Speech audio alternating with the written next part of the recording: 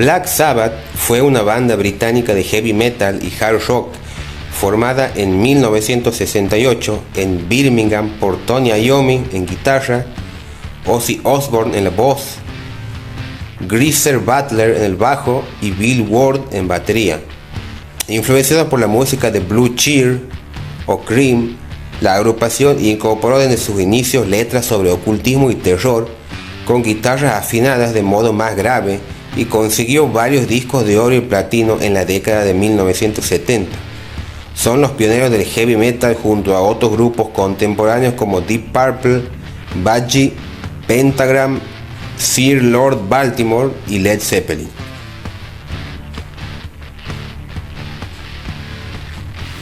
Tras la ruptura de la banda Mythology en 1967, el guitarrista Tony Iommi y el baterista Bill Ward comenzaron a buscar personal para formar una banda de blues rock en Aston, Birmingham. Al grupo se unieron el bajista Geezer Butler y el cantante Ozzy Osbourne, quienes habían tocado juntos en una banda llamada Rare Breed. En 1968, el nuevo grupo, en el que también estaban el guitarrista Jimmy Phillips y el saxofonista Alan Acker Clark, fue llamado The Polka Talk Blues Company, nombre tomado de una compañía textil india.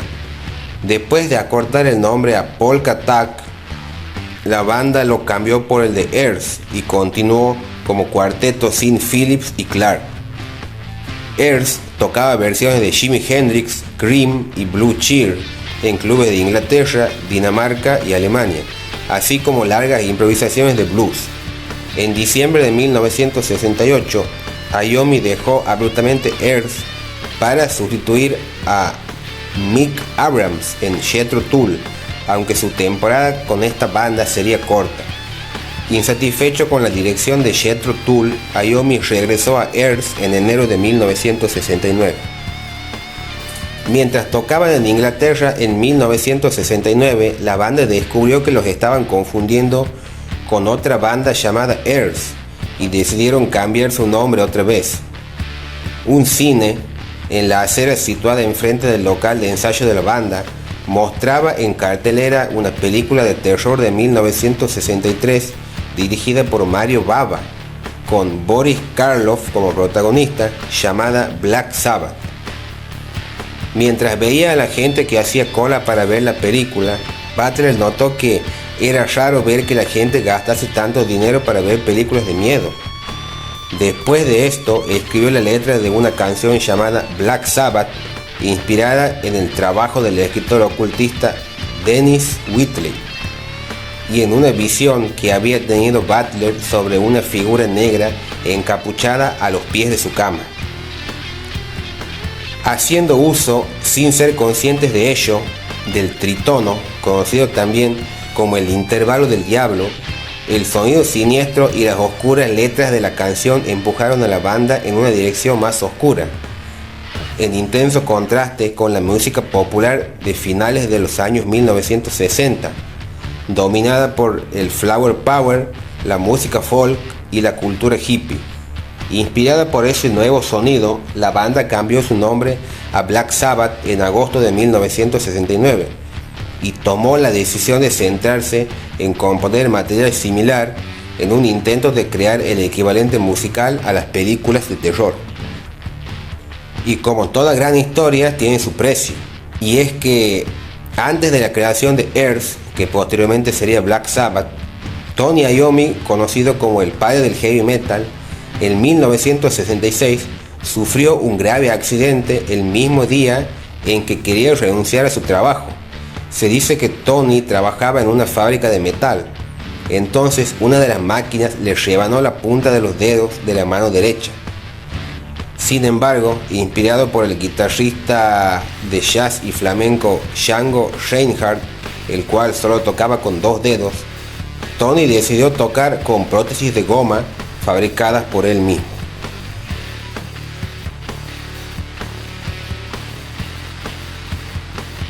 Black Sabbath firmó con Philips Records en diciembre de 1969 y publicó su primer sencillo, Evil Woman, en enero de 1970, a través de Fontana Records, subsidiaria de Philips.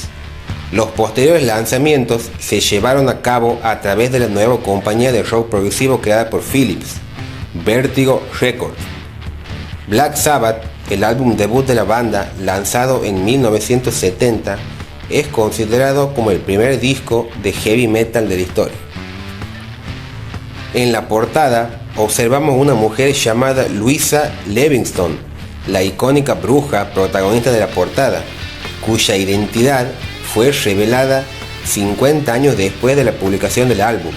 Con sus letras inspiradas en el horror, el ocultismo y la religión, y sus riffs pesados y oscuros, la banda creó un sonido innovador y poderoso que influiría en generaciones de músicos. El álbum contiene canciones clásicas como Black Sabbath,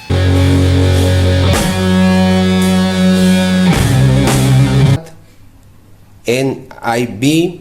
y The Wizard.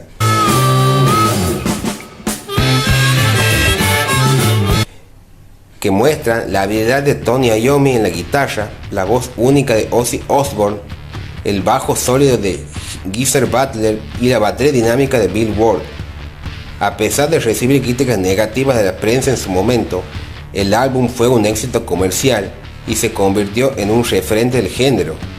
El álbum Black Sabbath es una obra maestra del metal que marcó el inicio de una leyenda. Para aprovechar el éxito de público que habían tenido en Estados Unidos, la banda regresó rápidamente al estudio en junio de 1970, 4 meses después de publicar Black Sabbath. El nuevo álbum iba a llamarse War Pigs por la canción homónima, que criticaba la guerra de Vietnam. Sin embargo, Warner Bros. Cambió el título a Paranoid por miedo a represalias de los partidarios de esa guerra. El primer sencillo extraído del álbum, Paranoid, se escribió a última hora en el estudio.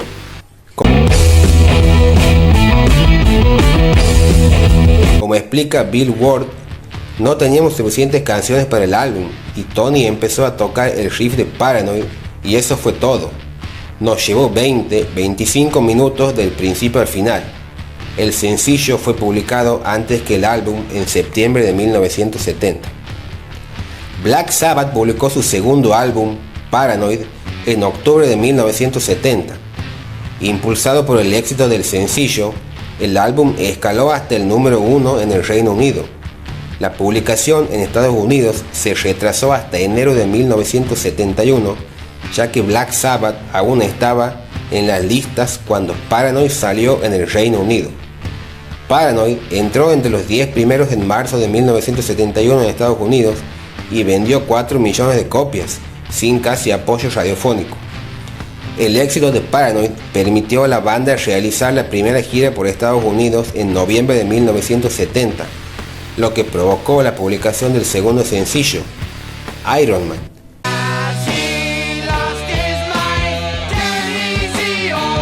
Una de las canciones más populares de la banda, así como el sencillo que más alto llegó en las listas estadounidenses.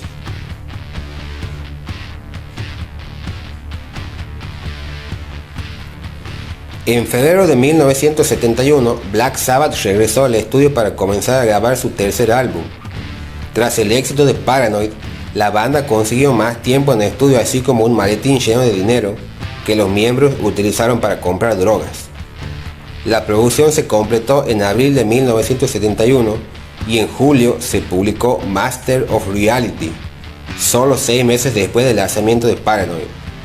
Master of Reality contiene las primeras canciones acústicas de la banda, así como piezas populares entre los seguidores como Children of the Grave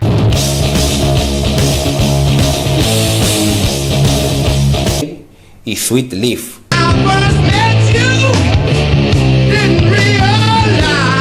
Aún así, las críticas de la época seguían siendo desfavorables. Después de la gira mundial de Master of Reality en 1972, Black Sabbath se tomó el primer descanso en 3 años. En julio de 1972, la banda se reunió en Los Ángeles para comenzar a trabajar en su siguiente trabajo en los estudios Record Plant. El proceso de grabación estuvo plagado de problemas, en su mayoría debido al abuso de sustancias. El álbum fue titulado originalmente Snowblind en honor a la canción del mismo nombre, que trata sobre el abuso de la cocaína. Sin embargo, la compañía discográfica cambió el título en el último momento a Black Sabbath Volumen 4. Black Sabbath Volumen 4 se publicó en septiembre de 1972 y las críticas seguían siendo negativas.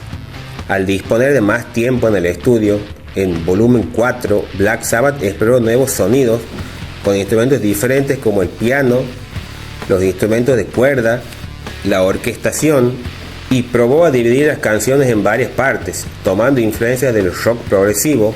Incluso se atrevieron a grabar una balada de piano titulada Changes. La canción Tomorrow's Dream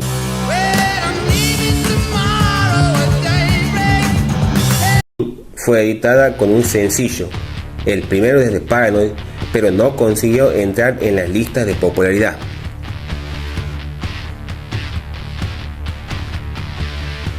Tras la gira mundial de Volumen 4, Black Sabbath volvió a Los Ángeles para empezar a trabajar en su siguiente entrega. Alquilaron una casa en Bel Air y comenzaron a componer en el verano de 1973, pero debido al abuso de sustancias y al cansancio, no fueron capaces de completar ninguna canción. Después de un mes en Los Ángeles sin resultados, optaron por volver a Inglaterra, donde alquilaron el castillo de Clerwell en el bosque de Dean. Mientras trabajaban en las mazmorras, Iommi topó con el riff principal de Sabbath Bloody Sabbath, que dio el tono para el nuevo material. Grabado en los Morgan Studios en Londres por Mike Butcher inspirándose en los cambios introducidos en Volumen 4, las nuevas canciones incorporaban sintetizadores, instrumentos de cuerda y arreglos complejos. El tecladista de Yes, Rick Wakeman, colaboró como músico de sesión en la canción Sabra Cadabra y a su vez en Who Are You.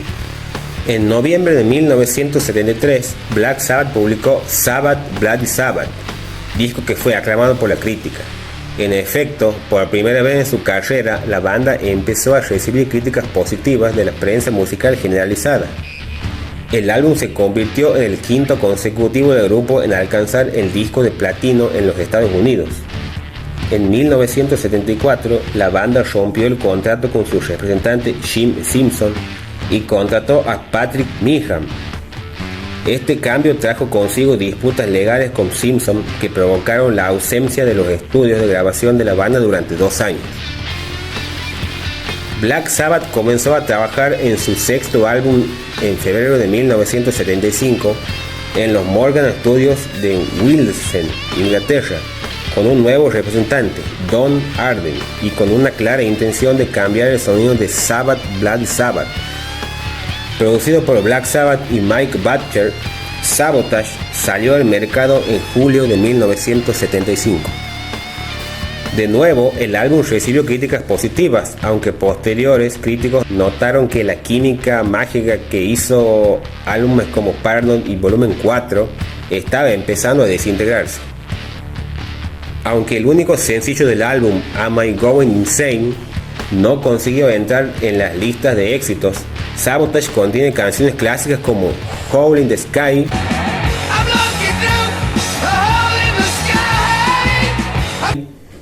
y Symptom of the Universe.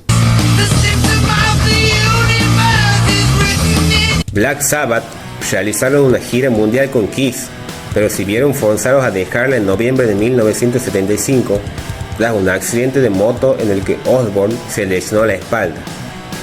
En diciembre, la compañía discográfica de la banda publicó un álbum recopilatorio de grandes éxitos sin consultárselo a la banda, titulado We Sold Our Soul for Rock and Roll. El disco vendió 2 millones de copias en los Estados Unidos.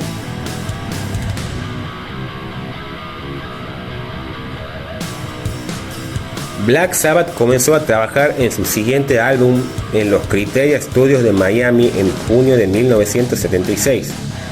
Con la intención de expandir su sonido, la banda contrató al tecladista Jerry Woodruff, que ya había hecho alguna aparición en Sabotage.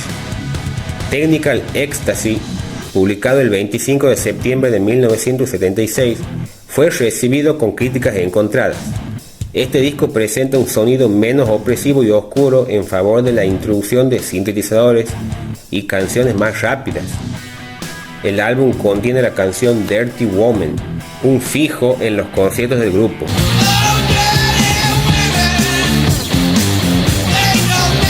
Y la primera aparición como vocalista principal de Bill Ward en la canción It's Alright. En noviembre de 1977, cuando la banda estaba ensayando para su próximo álbum y pocos días antes de entrar en el estudio para empezar la grabación, Osbourne abandonó la banda. Los últimos álbumes de Sabbath eran demasiado deprimentes para mí, dijo Ozzy. La banda recurrió a Dave Walker, antiguo vocalista de Fleetwood Mac y Savoy Brown, para ensayar en octubre de 1977 y comenzaron a trabajar en nuevas canciones. Black Sabbath hizo la primera y única aparición pública con Walker tocando una versión no definitiva de Junior's Eyes en el programa de la BBC Look Here. Por su parte, Osbourne inició un proyecto en solitario con 3 antiguos miembros de Dirty Tricks, John Fraser Binney, Terry Horbury y Andy Byrne. Sin embargo, durante los ensayos de la nueva banda en enero de 1978, Osbourne cambió de opinión y regresó a Black Sabbath. 3 días antes de que entráramos en el estudio, Ozzy quiso volver a la banda, explicó Iommi. No quería cantar nada del material que ya habíamos hecho con el otro tipo, así que lo hizo muy difícil. Entramos en el estudio básicamente sin canciones. Y escribíamos por el día para tener tiempo de ensayar y grabar por la noche. Era muy difícil, como una cita transportadora, porque no teníamos tiempo de reflexionar sobre el material. La banda pasó 5 meses en los Sound Interchange Studios de Toronto, Canadá, escribiendo y grabando lo que acabaría siendo Never Say Die. Nos llevó bastante tiempo, dijo Iommi. Nos estábamos drogando mucho, fumando montones de porros. Íbamos a las sesiones, pero teníamos que irnos porque estábamos demasiado drogados. Teníamos que parar. Nadie hacía nada bien. Estábamos dispersos.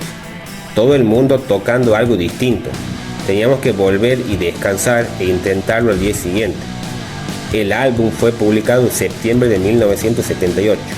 Las críticas no fueron buenas y, de nuevo, tampoco lo fueron con el paso del tiempo. El álbum produjo los sencillos Never Say Die y Hard Road. Black Sabbath regresó a Los Ángeles y de nuevo los miembros alquilaron una casa en Bel Air, donde pasaron casi un año trabajando en material nuevo para otro álbum. A causa de la presión por parte de la compañía discográfica y la falta de ideas de Ozzy Osbourne, Iommi tomó la decisión de despedir a Ozzy en 1979. En ese momento Ozzy había llegado a su fin, explicó Iommi. Todos estaban muy metidos en la droga, mucha cocaína, mucho de todo, y Ozzy se emborrachaba mucho en esa época. Se suponía que debíamos estar ensayando, pero nadie hacía nada. Era como, ensayamos hoy, no, mejor mañana. Todo se puso tan mal que no hacíamos nada, simplemente se esfumó. Bill Ward, amigo íntimo de Osbourne, fue el elegido por Iommi para informarle sobre su despido. Ward declararía: espero haber sido profesional. De hecho, puede que no lo fuera. Cuando estoy borracho soy horrible, soy horroroso. El alcohol fue definitivamente una de las cosas más perjudiciales para Black Sabbath.